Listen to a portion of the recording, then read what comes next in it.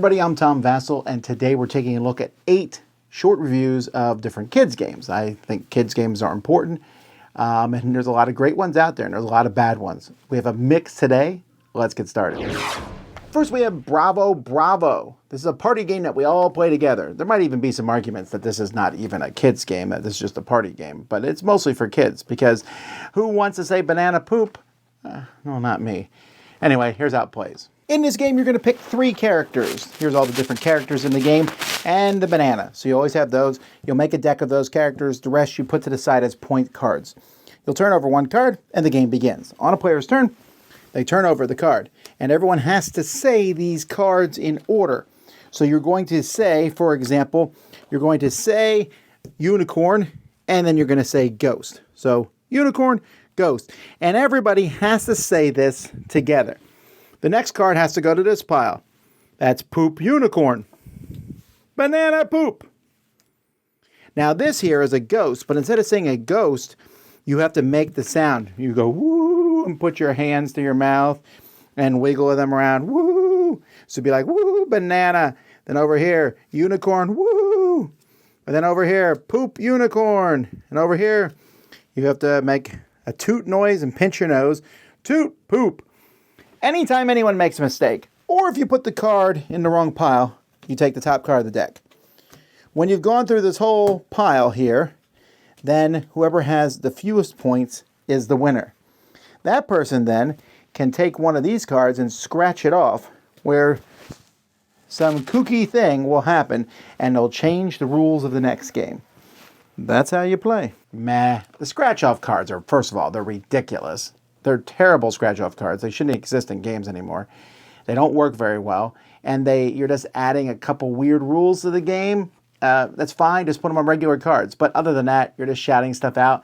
I find no redeeming quality in this game at all. I don't like it much. You're just shouting stuff, and then if someone shouts wrong, ha ha ha. 3 out of 10 for me. The artwork is silly and goofy. It's like meme-esque artwork. Here's the thing. Even though I'm giving it a 3, I can see some people really enjoying this one. Just not me. Color My Kritters. This is a deck building game from Draw Lab. A deck building game is a game where you are building a deck of cards, and you're using that to buy other cards and make it better. This one, you are making weird creatures, and you're coloring them, sort of, in the theme of the game anyway. Let me show you. In this game, each player is going to get a starting deck of cards. These are your monsters, and you'll notice there's a splash of 3 different colors, blue, pink, and yellow, as well as a wild one. You're going to shuffle your deck, and on your turn, you're going to draw 3 cards from your deck and place them face up in front of you. Now, these cards, these 4 cards here, are from a big deck of cards. Some of them have stars on them. That's only used in the quote-unquote advanced game.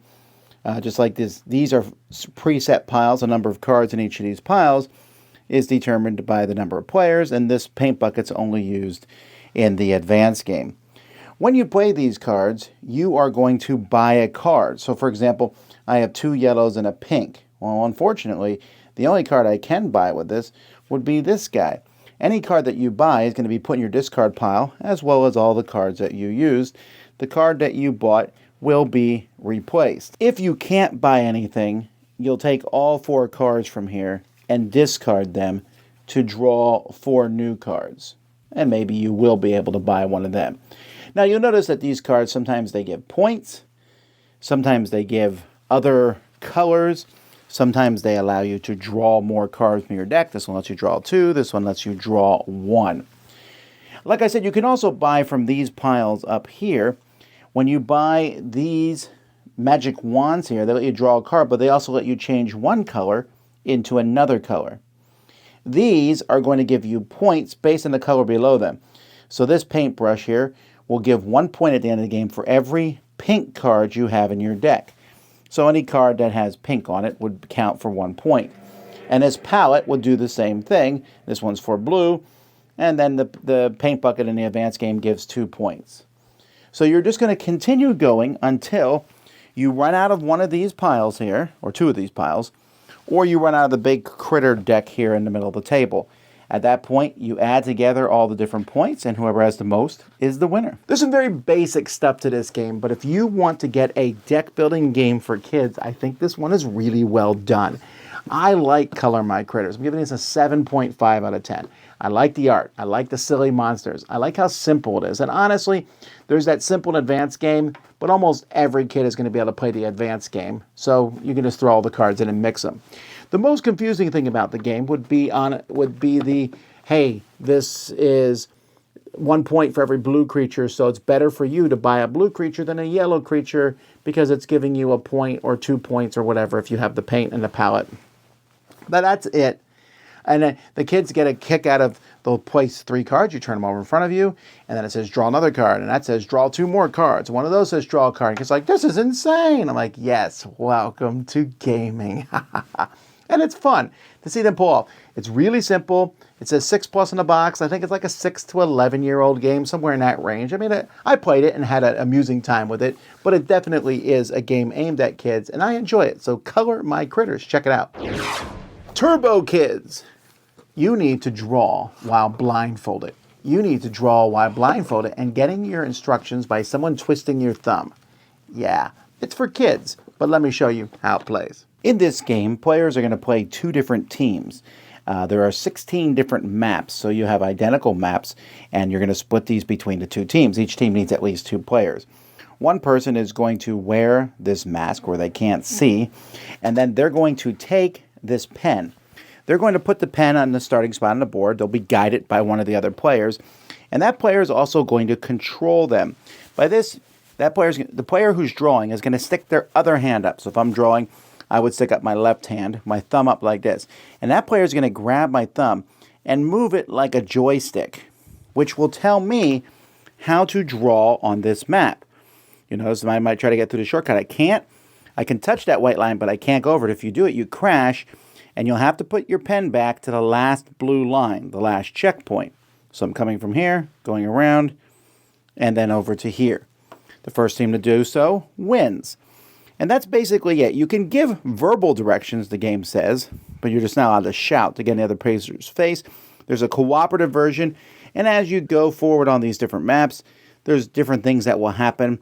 There are oil slicks. There's like a jump. So when you jump, you have to pick your pen up and then put it back down on the other side of the jump. There's like a safe place to jump. Here's a much longer jump at the end. You come in around here, then you have to jump, pick up your pen, move it over, put it down, and go across. There's also some gadget cards where you can give each person a special card, which gives them a special ability.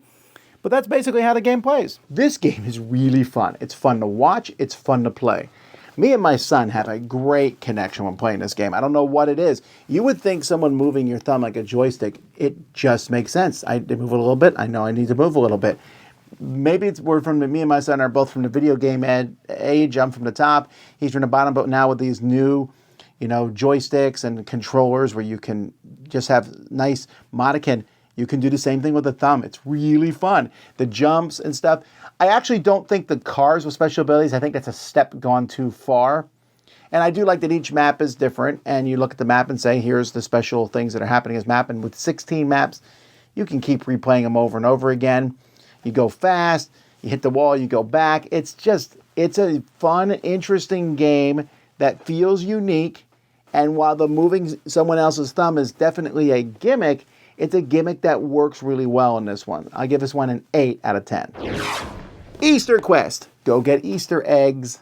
This is a game for kids in which you're going to collect Easter eggs. It has 2 games inside it. Let me show you them both. There are 2 games included in this box. One is a very basic game.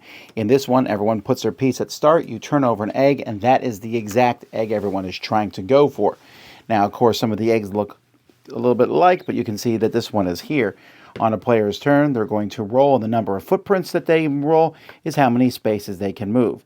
The first person to get to the egg is going to be able to pull a candy token out of the bag here. These candy tokens, only has 1 candy on it, which isn't so great, but some of them have 2 candy. Isn't that great? And this one even has 3 candy. Most candy at the end of the game wins. As soon as someone lands on one, you reveal the next card, which means if I'm far away from it, I might be closer to being able to go to the next egg. On the other side of the board, you're going to only play with 1 player. And what we'll do is we'll turn over a card, and you are trying to get to that egg. So this player is trying to get to this egg, and whoever can get there in the fewest amount of steps will say it. So I might say, 1, 2, 3, 4, 5, 6, 7, 8, right? Because I can go 1, 2, 3, 4, 5, 6, 7. Oh, it's only 7 to get there. However, someone else might find a faster way to get there. In fact, you can go 1, 2, 3, 4, 5, 6, 7, 8, 9, 10, 11. It's not faster, but you can go through these paths around the board. Once everyone's going to shout it out. Whoever shouts out the lowest number goes first. If multiple people shout the lowest number, whoever says it first goes first. If they're correct, they go there. They get a candy token from the bag, and then we draw a new egg, and we go from that spot. And after all the eggs are gone, whoever has the most candy is the winner. On the box, it says 5+ here for that first game, and that first game is kind of meh. I would not play it with anyone other than a very young kid. Roll a die, go get eggs. That's it. Yes, there is the whole, okay, this is what the egg looks like. You need to find the exact one that matches it. I get that part of the game, but meh. The other side has some similarities to a very popular game called Ricochet Robots. Ricochet Robots is a big board game for adults mostly, where you have these robots and you have to figure out a path to get somewhere. Fairly complex game. Deep, interesting. This one is much easier. You're figuring out how to get the kid from point A to point B in the fewest amount of steps. There's usually 2 ways, maybe 3. But you know what? I like that concept. I like teaching kids to be efficient. And this is a useful thing. It's still going to be for younger kids. In that regard, like 7, 8, 9, I think are going to enjoy that aspect better. We like that one more than the other one. So this is an enjoyable game. It's not for an adult. It's almost mind-inducingly boring. But for kids, I think it would work. I'd give it a 6 out of 10. Easter Quest. Dino Picnic here is a game about dinosaurs eating dinosaurs eating dinosaurs eating grass. Yeah, but it's a drafting game for kids in which they're going to be drafting dinosaurs that fit into a puzzle-esque sort of thing. Let me show you. In this game, you're going to put out tiles randomly in each section of the board, depending on the number of players. So we have 8 in each section here. And each player is going to put a dinosaur in front of them. You're going to get these dinosaurs. You'll have 2. You can pick one. And they're different kinds of dinosaurs. Now, on your turn, each person will be facing one of the sections. So let's say this is my section. I'm going to take one of the creatures from this. So maybe I want to take this guy here. Why? Because I can eat him with my dinosaur. I know that because the shape of that puzzle piece fits in like that. I could have also taken one of these plants and fed my dinosaur a plant. Now, or later on, if I take a plant, I can feed this dinosaur. I could also take one of these guys, which starts another chain. Or you can even take one, for example, I could have taken this one, which doesn't really fit anywhere, but I can keep it. And in the future, if I take a dinosaur that it fits into, it goes like that. Marine animals have 2 pieces, so when you get the second piece, you put them together. Now, whenever you feed an animal, or whenever you complete a marine animal, you're going to get eggs on it. So this one here, as soon as I feed him, I get 1 yellow egg. Your starting dinosaur, you get the eggs for them when they're connected to these kind of things. He needs to be connected to 1 meat eater, 1 plant eater, and I need to have a marine animal. The marine animal, when I finish him, I get 3 blue eggs. You're going to take these eggs, and at the end of the game, eggs are going to be worth 1 or 2 points for hatching baby dinosaurs. Once you take your tile, then the board is rotated, and you'll take one from here, and you'll keep going till all the tiles are gone. Then you'll put out more tiles in every section, do it again, and whoever has the most points at the end is the winner from eggs. 2 players play with 2 dinosaurs each, and that's pretty much the game. One of the things that drew me to this game was the puzzle nature of it. I like the idea that the triangle edge meant a meat eater, the rounded edge is plant eaters, there's one animal that needs to have plants put on all 3 sides, but at the end of the day, it's just drafting. The puzzle pieces help kids realize what scores what. Now, there is one downside to Dino Picnic, and that's I don't like the eggs. I don't like the eggs are 1 point or 2 points. Someone could win just because they happen to get a lot of 2 points. Let's say we both get a bunch of eggs. We're close. I managed to get a few more eggs than you, but for some reason I got more 1-pointers than you got 2-pointers. I don't know why all the eggs just couldn't have been 1 point or something to that effect. Anyway, that's a minor thing. But connecting the dinosaurs, making the chains, taking the back of an aquatic to front, spinning the board each time. It's really simple and a lot of fun. I think kids are going to enjoy it. The cute artwork helps take what could be a more bloody theme is not necessarily there. It's just a fun game for kids. Definitely check out Dino Picnic. I'd give this one a 7 out of 10. Astronauts. Well, Roberto Fraga, who has done several good games, kid games and things, he's designed a silly game in which you are going to do these kinds of things while blindfolded from memory.